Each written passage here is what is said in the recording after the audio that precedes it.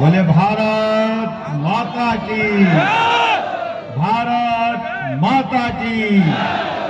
मंच पर विराजमान हमारे बीच अभी अभी अपने बीच जो विषय रख रहे थे डॉक्टर संजय जायसवाल जी, पूर्व अध्यक्ष भाजपा और माननीय सांसद, इस अवसर पर हमारे भारत सरकार के माननीय मंत्री श्रीमान सतीश चंद्र दुबे जी, विशिष्ट अतिथि हजारीबाग सांसद मनीष जायसवाल जी, और इस स्थान पर जिनका आलोक चारों ओर छाया हुआ है, ऐसे आपके प्रत्याशी आलोक रंजन जी, जोरदार अभिनंदन आलोक भाई का भी करें। जिला अध्यक्ष भारतीय जनता पार्टी साजन शर्मा जी, जिला अध्यक्ष लोक जनशक्ति पार्टी आर महेंद्र शर्मा जी, जिला अध्यक्ष हम सहरसा राम रतन ऋषिदेव जी, प्रदेश महामंत्री शिवेंद्र कुमार जी, पूर्व विधायक सुरेंद्र यादव जी, और पूरा मंच, जोरदार अभिनंदन पूरे मंच का करें। किसी भी खाने के बर्तन में चावल पका के नहीं पका, धान पका न पका, एक दाना उठा के देख लो तो मालूम पड़ जाएगा क्या हाल होने वाला है, कैसा क्या माहौल है अंदर का। ऐसे आपका उत्साह बता रहा कि चुनाव का रिजल्ट क्या आने वाला है।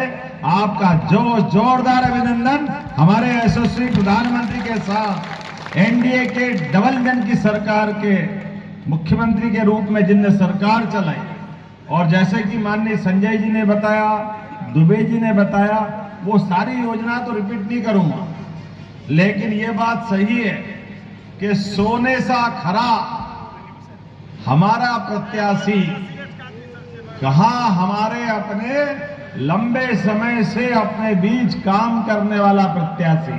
जोरदार अभिनंदन आलोक भाई के लिए करें।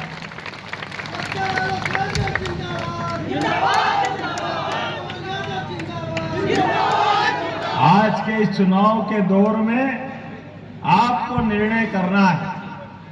हमारे घर का जांचा परखा देखा भाला सब तरह से कई बार अपने बीच जनता की लड़ाई लड़ने वाला ऐसा प्रत्याशी चाहिए कि फालतू का प्रत्याशी चाहिए। ये फैसला हमको करना है, जिसकी भाषा का सवाल नहीं। बड़ा दुर्भाग्य के साथ कहना पड़ेगा, सहरसा से जो प्रत्याशी सामूहिक रूप से महागठबंधन ने, अब गठबंधन बोलो या ठगबंधन, जो मर्जी आए बोलो, जिनने क्या भाषा बोली, लोकतंत्र को अपमानित करने वाली भाषा, कैसी भाषा बोलोगे? आदमी कैसे वोट मांगने आएगा? बड़ा दुर्भाग्य के साथ कहना पड़ेगा। अरे अपनी पार्टी की अच्छी बातें बताओ, अच्छे काम बताओ, गरीब आदमी की सेवा की कोई बात करो, सबको लेके कैसे चलेंगे उसकी बात करो। हमारे मोदी जी के काम के आधार पर और नीतीश कुमार जी के काम के आधार पर सरकार के मामले में कोई आपको नहीं जचता तो सकारात्मक आलोचना करो, लेकिन ऐसी भाषा बात करोगे जिसके आधार पर आप भी लज्जित होगे और साथ वाले भी। मुझे तो बड़ा आश्चर्य लगेगा, किस मुंह से समाज में घूमोगे कि आप हमको वोट दो। ये बात जो जिस ढंग से मैंने वीडियो सुना, सच में मुझे भरोसा नहीं हुआ ये हमारे यहाँ का प्रत्याशी है कि पाकिस्तान का, फर्क ही नहीं पड़ रहा है। ऐसी भाषा बोली जाती है। ये भाषा तो आपने यहाँ कोई भारत में नहीं बोलते।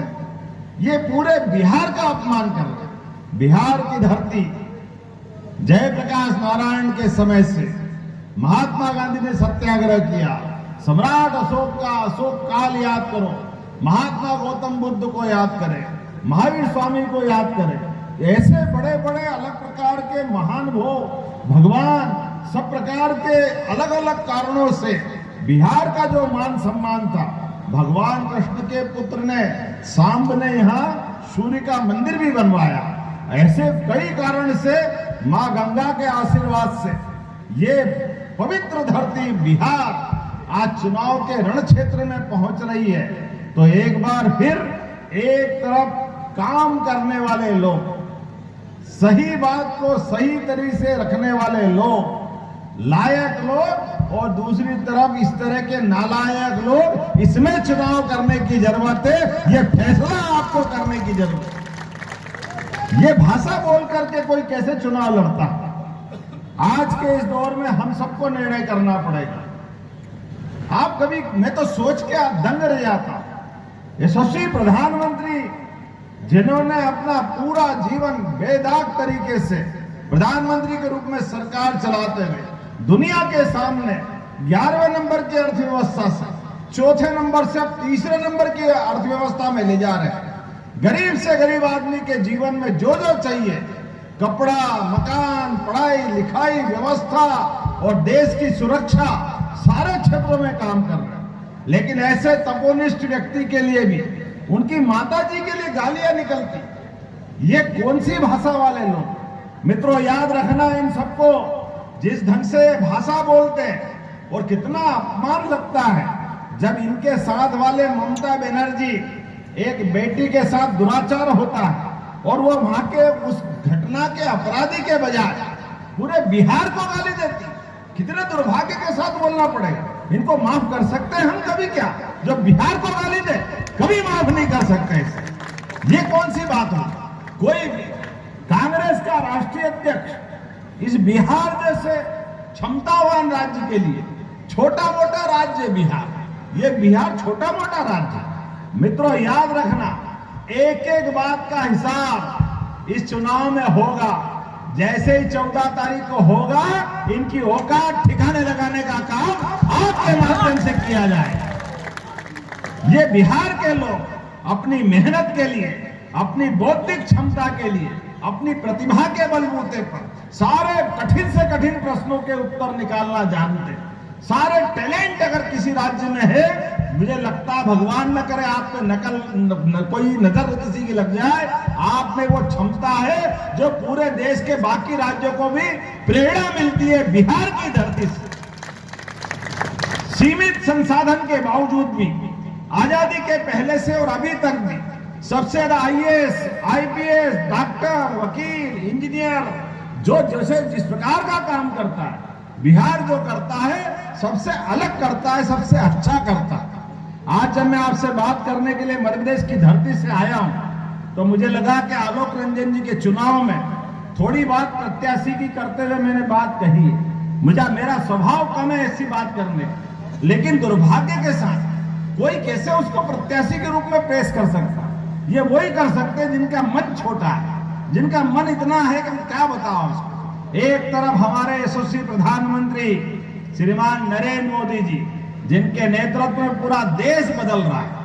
हमें गर्व है मध्य प्रदेश में उनके आशीर्वाद से हमारी सरकार चला रहे हैं, और सरकार चलाने के आधार पर जीवन के सब क्षेत्रों में विकास के कारवां लेके चल रहे हैं। अपनी जन्माष्टमी भी धूमधाम से मना रहे सरकारी स्तर पर, हमारे अपने गोपाल कृष्ण को लेकर। इस देश के अंदर दो देवता, भगवान कृष्ण हो, भगवान राम हो, जिनके कारण से हर काल में, हर समय कठिन से कठिन परिस्थिति में भी व्यक्ति को साहस से कैसे मुकाबला करना चाहिए, यह उदाहरण उन्होंने पेश किए। और कंस कितना ही शक्तिशाली क्यों न हो, उसके घर में घुस के मारने का पराक्रम भी गोपाल कृष्ण ने करके बताया।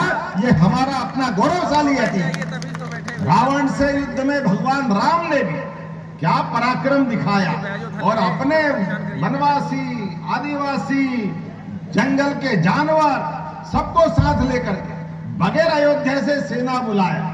भगवान श्री राम ने भी क्या पराक्रम किया।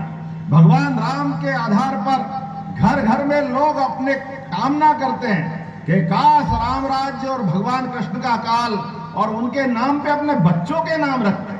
लेकिन दुर्भाग्य के साथ कहना पड़ेगा, ऐसी हमारी देव संस्कृति पर भी आज उसके बलबूते पर तो हम दुनिया के सामने अपना गौरवशाली अतीत बताते हैं, दुनिया के सामने हमारी उस काल की अच्छाई लेके जाते हैं। वो दुनिया बड़े सम्मान के साथ देखती, कितना अच्छा लगता है। विदेश का कोई मेहमान अपने देश में आता है और माननीय प्रधानमंत्री जी मदुरई के मंदिर में विदेशी राष्ट्रपति का स्वागत करते हैं। यह हमारा कल्चर है। और पवित्र गीता उनको भेंट करते हैं। जोरदार अभिनंदन करो, ये हमारा आज का कल्चर है। ये जो हमारी भावना, भगवान कृष्ण ने गीता के वो पवित्र वाक्य जो बोले, जिससे पवित्र गीता बनी, जिसके भरोसे से कर्मवाद की शिक्षा मिलती, लेकिन ये दुर्भाग्य के साथ कहना पड़ेगा, आज भगवान कृष्ण के, भगवान राम के काल से शिक्षा देने के लिए मुझे इस बात की प्रसन्नता है, शिक्षा नीति 2020 के माध्यम से ऐसे महत्वपूर्ण शिक्षा के पाठ जिनके आधार पे आने वाली पीढ़ी को शिक्षा मिले, ये शिक्षा नीति बनाने का काम यशस्वी प्रधानमंत्री के माध्यम से हुआ। जोरदार अभिनंदन करें। ये वर्तमान में शासन की पद्धति और जीवन के सब क्षेत्रों में जैसे जैसे आगे बढ़ सकते हैं, उन सारे क्षेत्रों में लेके चलने के लिए बिहार में बाढ़ आती है, यशस्वी प्रधानमंत्री सबसे पहले मदद करने के लिए आते हैं। बिहार के अंदर निश्चित रूप से एक ऐतिहासिक दौर में पहुंचेंगे। आने वाले समय में जैसे 14 तारीख आएगी, कोई बात नहीं, बैठो आराम से। यहाँ तो भगवान कृष्ण के और उस काल वाले लोग हैं, ऐसे सारी व्यवस्था से निपटना जानते हैं। चिंता मत करो, आराम से अपनी जगह बैठे रहो।